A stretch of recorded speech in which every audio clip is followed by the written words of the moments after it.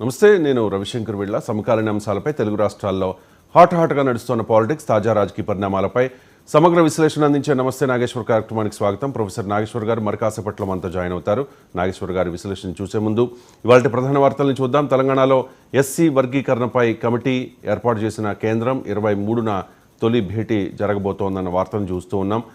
పార్లమెంట్లో గులాబీ జెండా లేకపోతే రాష్ట్రానికి నష్టం, తెలంగాణ ప్రయోజనాలు కాపాడేది బీఆర్ఎస్ఏ అంటూ ఉన్నారు కేటీఆర్. 10 ఏళ్ల పాలనలో ఈ తెలంగాణ రాష్ట్రాన్ని ఎంతో అభివృద్ధి చేశాం, ఇప్పుడు పరిస్థితి అందుకు భిన్నంగా ఉన్న సిచ్యువేషన్ కనిపిస్తోంది. పార్లమెంట్లో గులాబీ జెండా అంటే బీఆర్ఎస్ ఎంపీలు ఎక్కువ స్థాయిలో ఉంటే ఖచ్చితంగా తెలంగాణ రాష్ట్ర ప్రయోజనాల కోసం ఫైట్ చేసే అవకాశం ఉంటుంది అంటూ కేటీఆర్ క్యాడర్కు పిలుపునిచ్చారు. తమ పాలనలో తెలంగాణలో అదానిని అడుగు పెట్టనీయలే, కానీ కాంగ్రెస్ ఇప్పుడు రెడ్ కార్పెట్ పరుస్తున్నది, బీజేపీ కాంగ్రెస్ల బంధం బయటపడిందంటూ కేటీఆర్ కామెంట్ చేశారు. వాస్తవానికి 9.5 ఏళ్ల పాలనలో, కేసీఆర్ పాలనలో అదాని తెలంగాణలో ఎక్కడా పెట్టుబడులు పెట్టడానికి నాకున్న సమాచారం మేరకు రాలేదు.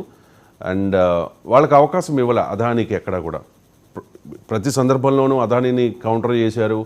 మోదీ అదాని వాళ్ళిద్దరిది ప్రధాని అదాని జోడీ అంటూ కూడా కేటీఆర్ కామెంట్ చేశారు, కేసీఆర్ కూడా కామెంట్ చేసిన పరిస్థితి. కానీ ఇప్పుడు సిచ్యువేషన్ మరోలా ఉన్న పరిస్థితి కనిపిస్తోందంటూ కేటీఆర్ ఎద్దేవా చేస్తూ ఉన్నారు. కాంగ్రెస్ ఇప్పుడు రెడ్ కార్పెట్ పరుస్తోంది. అంటే అదాని ప్రధాని అంటే భారతీయ జనతా పార్టీకి ఫేవర్గా ఉంటారు, కార్పొరేట్లకు కొమ్ము కాస్తుంది బీజేపీ అని చెప్పి గతంలో కాంగ్రెసే ఆరోపించింది. అలాంటి పరిస్థితుల్లో బీజేపీ కాంగ్రెస్ ఈ రెండు కూడా ఒకటే. అదానికి కాంగ్రెస్ వాళ్ళిద్దరికీ కూడా బాండింగ్ ఉంది, అందుకే కాంగ్రెస్ ఇక్కడ పెట్టుబడులు పెట్టడానికి, కాంగ్రెస్ పాలనలో అదాని ఇక్కడ పెట్టుబడులు పెట్టడానికి రేవంత్ ఆహ్వానిస్తూ ఉన్నారు అంటూ కేటీఆర్ కామెంట్ చేశారు. ఇక కేంద్ర ప్రభుత్వ చేతిలో సాగునీటి ప్రాజెక్టులు అంటూ హరీష్ కామెంట్ చేస్తూ ఉన్నారు, క్వశ్చన్ చేస్తూ ఉన్నారు. కేఆర్ఎంబీ పరిధిలోకి సాగర్, శ్రీశైలం ఈ 2 ప్రాజెక్టులు పెడితే తెలంగాణకి తీవ్ర నష్టం కలుగుతుంది అంటూ హరీష్ రావు వ్యాఖ్యానించారు. మాట మార్చుడు కాంగ్రెస్ నైజం అంటూ ఉన్నారు కేటీఆర్. గతంలో కర్ణాటకలో చాలా హామీలు ఇచ్చింది, అక్కడ అమలు చేయడం లేదు. ఇక్కడ కూడా హామీలు ఇచ్చి 6 గ్యారంటీలు అంటూ అధికారంలోకి వచ్చింది, కానీ ఇక్కడ కూడా అమలు చేసే పరిస్థితి లేదు. మాట మార్చుడు కాంగ్రెస్ నైజం అంటూ కేటీఆర్ కామెంట్ చేస్తున్న పరిస్థితి. లోక్సభ ఎన్నికల తర్వాత బీఆర్ఎస్ ఖాళీ అంటూ ఉన్నారు జూపల్లి కృష్ణారావు. ఇదే తరహా వ్యాఖ్యలు కొంతమంది నాయకులు, కాంగ్రెస్ నాయకులు తరచుగా ఈ మధ్యకాలంలో చేస్తూ ఉన్నారు. అసహనంతోనే కాంగ్రెస్పై కేటీఆర్ అండ్ హరీష్ వీళ్ళిద్దరూ కూడా విమర్శలు చేస్తూ ఉన్నారంటూ జూపల్లి కామెంట్ చేశారు. అదాని విషయంలో రేవంత్పై కేటీఆర్ ఆరోపణలు సరికాదంటూ మంత్రి జూపల్లి కామెంట్ చేశారు. ఇక్కడ ఇంపార్టెంట్ విషయం ఏంటంటే లోక్సభ ఎన్నికల తర్వాత బీఆర్ఎస్ మొత్తం ఖాళీ అవుతుంది అంటూ. ఎన్నికలు అయిపోయిన తర్వాత 64 స్థానాల్లో కాంగ్రెస్ పార్టీ గెలిచిన తర్వాత బీఆర్ఎస్ నాయకులు చాలా ఆరోపణలు చేశారు.